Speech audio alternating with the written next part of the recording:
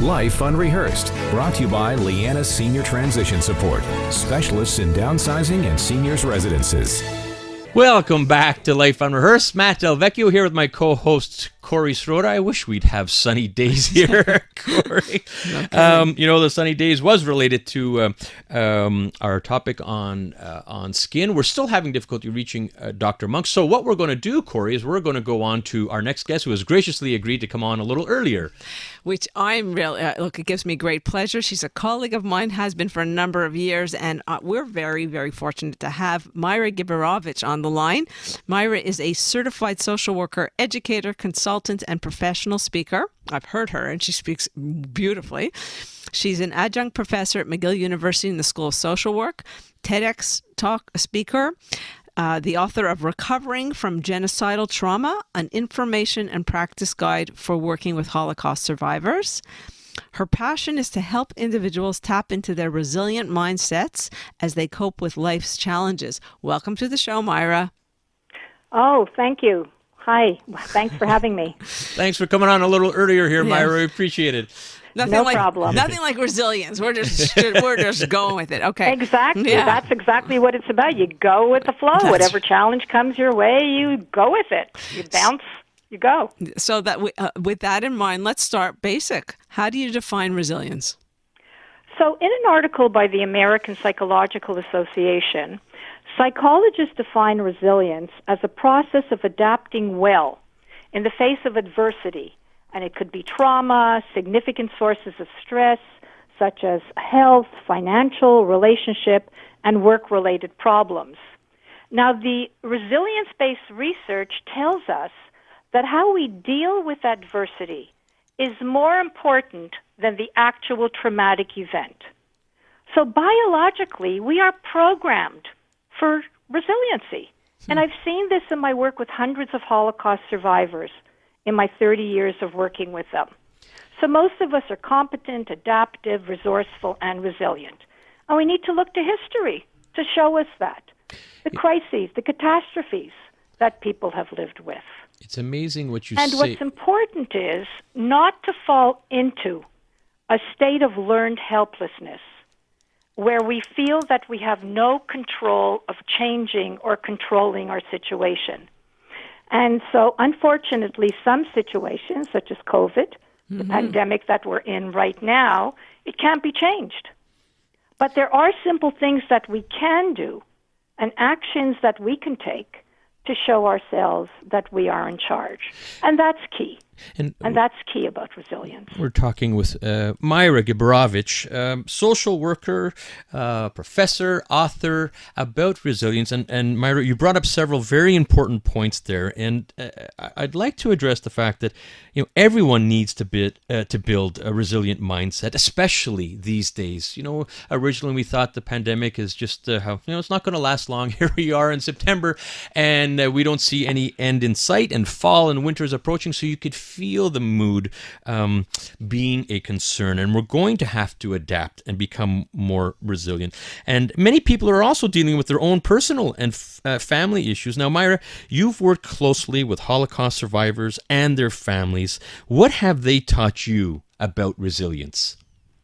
Well, my most significant lessons about resilience have come from them and my own personal experience, because I am a daughter of Holocaust survivors. Both of my parents survived the Lodz Ghetto and Auschwitz death camp. And what survivors have taught us is the importance of taking action and reinventing themselves. So, for example, their recovery began immediately after the war in the displaced persons camps of Europe. And some of the camps were death camps, Bergen-Belsen, for example.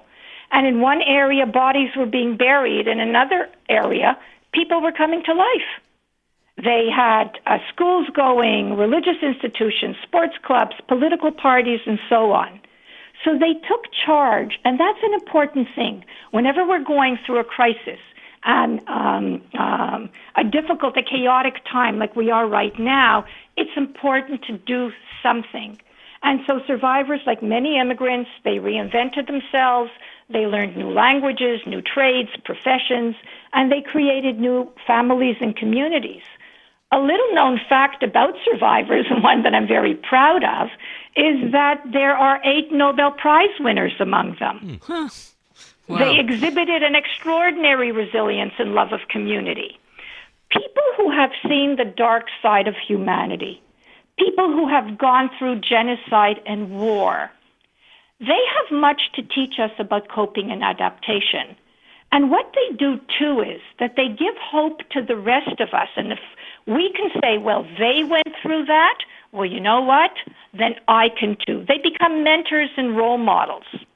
Now, what I'd like to say, too, is that I don't want to say that Holocaust survivors are not experiencing post-traumatic symptoms. They are. They have anxiety, they suffer from depression, recurring traumatic memories, sleep disorders, medical conditions. And these are normal reactions to what they went through. But both their vulnerabilities and resilience coexist. And that's an important point, because it's also true for us right now as we're experiencing COVID. Most of us are on an emotional roller coaster, having the feelings of anxiety and fear and overwhelm and worry. I worry about the safety of my children on a day-to-day basis. I pray for their safety. And so these are stressful times. And yet at the same time, most of us are taking action. We're going through our activities of daily living and doing whatever it takes. We're following, many of us or most of us are following the Health Canada guidelines. We're wearing masks and practicing social distancing. So that's an important tip, to realize that we are resilient and vulnerable at the same time. Okay, fair enough. You're giving us phenomenal information. We have to go out for a news break, but when we come back, we're going to talk more about resiliency. We're going to talk about whether it's a learned behavior or is it an innate quality, and I know that you have a lot to say on that. So we'll see you on the other side of the news. Life Unrehearsed, brought to you by Leanna Senior Transition Support, specialists in downsizing and seniors residences. Welcome back to Life Unrehearsed. My name is Matt Delvecchio, specializing in life transitions, downsizing in the senior living industry. And I'm Corey Sirota, clinical social worker and psychotherapist, specializing in grief and loss. Corey, I saw a wonderful journal out there, and your second publication on Amazon as of this week, I guess, or last week. That's right. Tell us about it. That's right. Very, very excited about putting out a grief activity journal book for children and teens and their families, of course, to access, to help them maybe verbalize or acknowledge some of the challenges that they're facing and their feelings in a different way. So a mechanism for them to help really on the one hand with saying and thinking about their feelings, but on the other hand, coping. And how do you cope? It's amazing. I read it from cover to cover, and it's very simple. It's an activity journal, if you will, and good on you. It's called Lost and Found Journal, is that it? Yes, it's called Lost and Found, Do, Think, Feel, a Just Right, WRITE, a Just Right journal. And really, it's for everyone, and it's a great conversation starter. You can use some of it, all of it, one activity. It really does help people, and it's interesting to be bringing that up right now because we have a fascinating guest on the line who's been with us for one quarter already, talking about resiliency, and this is what we're trying to foster when we're doing the activities in the book. So it gives me great pleasure to reintroduce Myra Giberovitch, who is a certified social worker, educator, consultant, and professional speaker. She's also the editor of McGill University at McGill University School of Social Work, and the author of Recovering from Genocidal Trauma, an information and practical guide for working with Holocaust survivors. So welcome again to the show, Myra. Thank you. Thank you, Corey. And congrats on your new, very important resource. It's so much needed. So congratulations to you. Thanks. I appreciate the support. So before we went out to news, I had said that I was asking a question, and a number of them. One in particular was, we're talking resilience. And I wanted to know, is resilience a learned behavior or is it an innate quality? Well, according to the literature, resilience is shaped by our personality, our temperament, and our genes. It's what we're born with, but also by the environment that we grow up in, such as our family, community, and the broader society. So, is there, I don't know if you can answer this or not, but is there an age at which one develops resilience? Well, I'm just going to talk about a personal experience here as a grandmother, a Bubby in Jewish. Happy Grandmother's Day, by the way, Myra. Thank you, Matt. Thank you. I already see it in my 2-year-old granddaughter.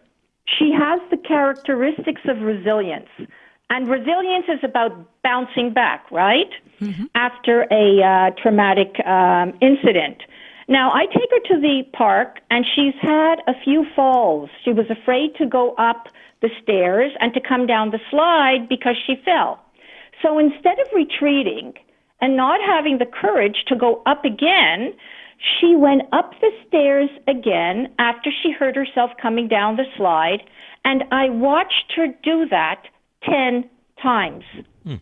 She was mastering the fear and the skill. And I was saying to myself, here I'm preparing a presentation on resilience, right?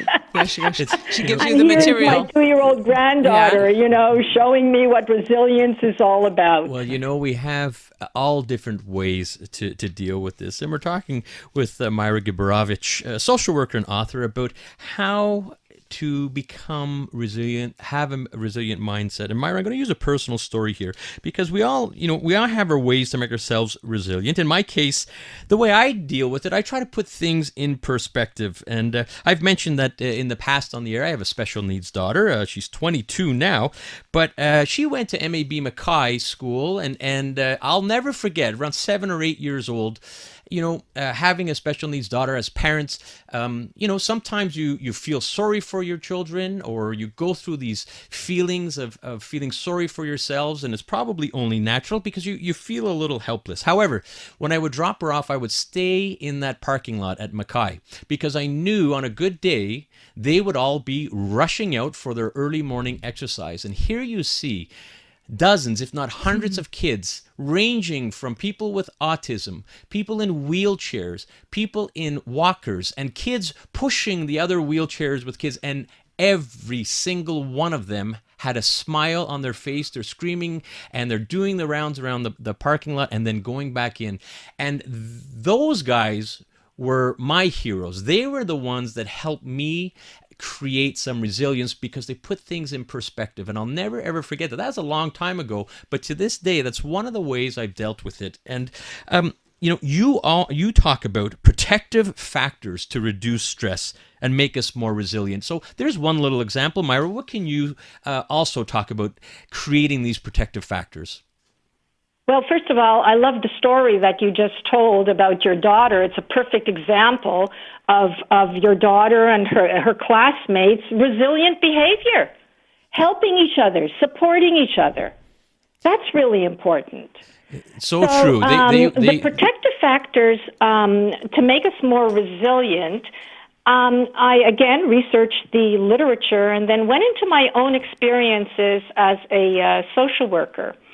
And so the first one is to reduce stress and stay calm.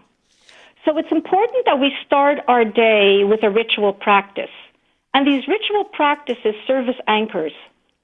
So the ritual practice, whatever it looks like for you, deep breathing, visualizing a calming place, Tai Chi, yoga, whatever, spending time in nature. There's a lot of research lately about nature. Also, our personality traits. Having a positive outlook, problem-solving solutions, recognizing our strengths, we all have them, and especially now during COVID. What are some of the accomplishments and achievements and ways in which we've dealt with challenging life situations?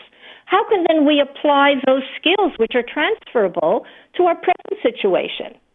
And then feeling in control of the situation and taking baby steps, no matter how small. Having a social support network is important, and turning to community resources if we don't have a social support network. Feeling our feelings Right now, many of us are going through a grieving process. We're grieving the life that we knew. We're grieving our losses. Many of us have suffered the death of family members and friends. Our health has been compromised. People are losing jobs. Incomes are depleted. With safety and security issues that we never had to think about before. Our previous lives.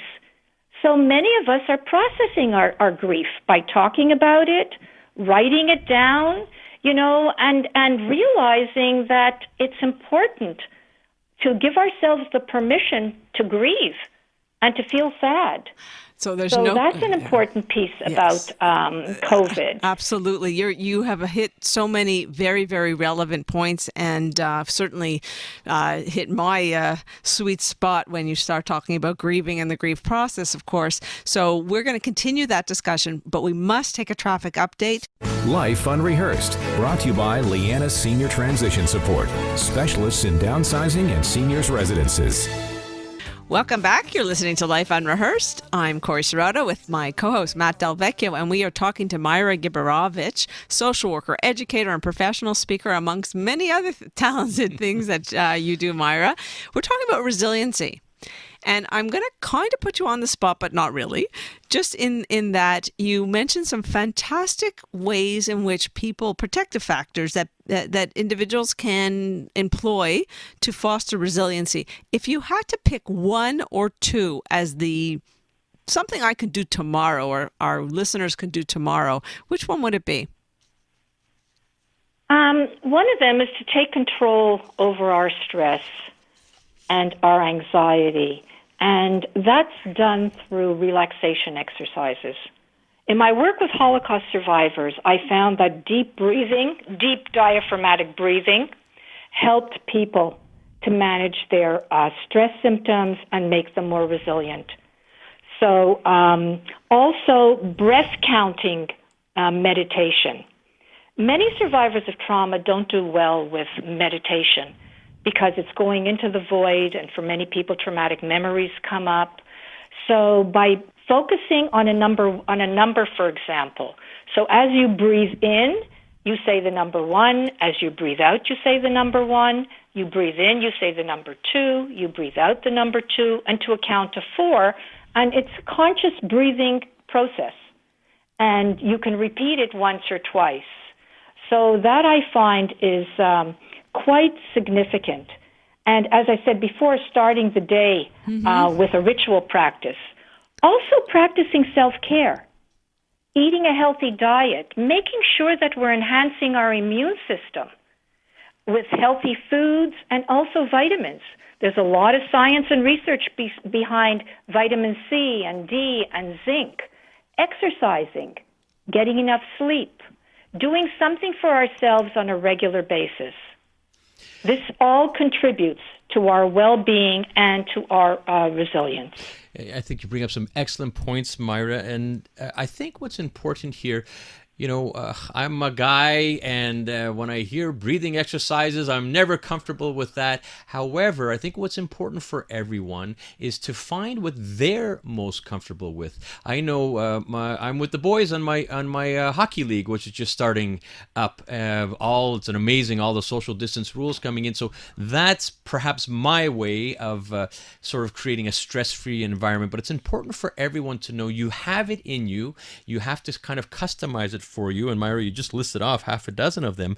But we all have to be able to build some form of resiliency, and especially as we head into this winter, which is probably going to be a long winter for many of us.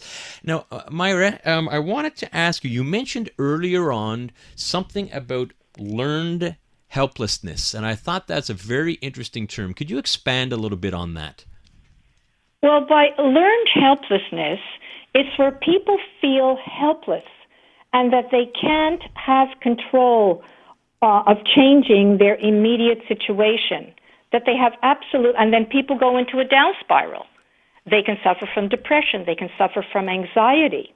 So what's important is not to get into that state. And we hear it. We hear it about people who are getting depressed, people who are lonely, people who are isolated. So what's really important is to find a way that you can control the situation and taking an action step, anything, no matter how small, to show yourself that you are in charge. In the literature, it's called a locus of control that we have, and it makes us more resilient, especially when you're dealing with challenging times. True enough. So it's paying attention to our thoughts. What are we thinking? Examining our behaviors. Are we saying, I can't do this? Is that our mantra? Or is our mantra in the present tense, I am doing the best that I can to deal with this situation? And take a look at the things that you are doing on a day-to-day basis, even if it's getting out of bed, brushing your teeth, preparing a meal for yourself. Something small. It doesn't have to be anything big, but something that shows you that you are still in charge of your life. And I can't emphasize how important that is. So I'm really glad that you brought that back. Well, we were. I know it's such an important term, and I'm not sure people really understand it. So and your explanation is really helpful and clear, so that people can understand, and that again they do have a locus of control. I always say to clients when they say, "What choice do I have?" I'm like, absolutely no. There'll be none of that. That's you giving away your power. We always have a choice. It's just what kind of choice, and we may not like the choices, but that we do have a choice, absolutely. So I have to say, Myra, you are incredible. You have a wealth of knowledge. I want to thank you for giving us your time. Everyone, again, Myra Giberovitch, the social worker, educator, consultant. How do people get a hold of you if they want to get more information, buy your book, etc.? Through my website, at www.myra, M-Y-R-A, Giberovitch, it's one word, G-I-B as in Bob, E-R-O-V-I-T-C-H.com. All right, Myra, thank you so much for taking some time, and we're so glad you were able to join us again on Life Unrehearsed, and we look forward to having you back on such an important topic. Thanks a lot for having me. I thoroughly enjoyed it. Take care, stay safe, and stay healthy. You too. Thank you, Myra. All right. It's so true. Resiliency is something that we all need. We all have our ways to deal with it, and we're all going to continue to need with it. So, Corey, we have another interesting show lined up for next week. Who do we have? We do. Our friend, your friend and mine, Stephanie Erickson. Why do we need to plan for aging well? And if so, how do we do it? Yeah, she's just put out a book, an excellent book, tons of great information about aging well. And how does one go from being a recording mixer to actually receiving an Emmy nomination? We're going to have Gavin Fernandez, a nice, wonderful gentleman, Montrealer. He's going to tell us about what a recording mixer does and his incredible trip to the Emmys. And that's going to be next Sunday at 4 p.m., where you can hear us every week on Life Unrehearsed on CJD 800. We want to thank Dave Simon, our technical producer, and we want to thank you for listening. We'll be back next week.